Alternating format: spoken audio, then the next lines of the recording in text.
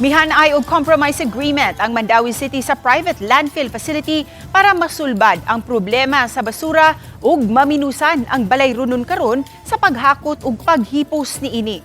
Ang detalye sa report ni Nico Sereno.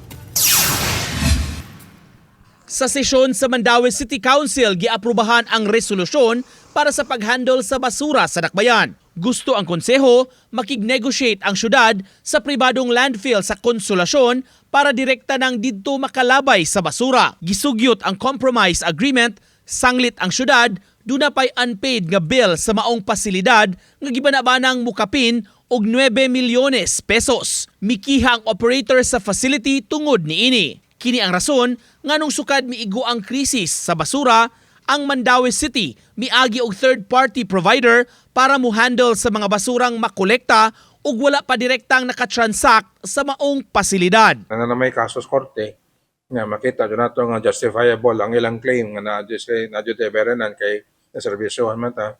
Una, ang committee ni rekomendar sa hangyo sa mayor nga mag-enter into compromise agreement na lang with Asian Energy to pay. Samtang gikumpirmar ni Councilor Joel Seno, doon na giandam karon nga compromise agreement nga ipadala sa syudad ngadto sa tagduma sa facility. Napanglantawan sa syudad kung direkta sila nga makanegotiate sa maong landfill, mas mabarato ang bayaran nga tipping fee itandi sa gihimo karon. No need for a third party.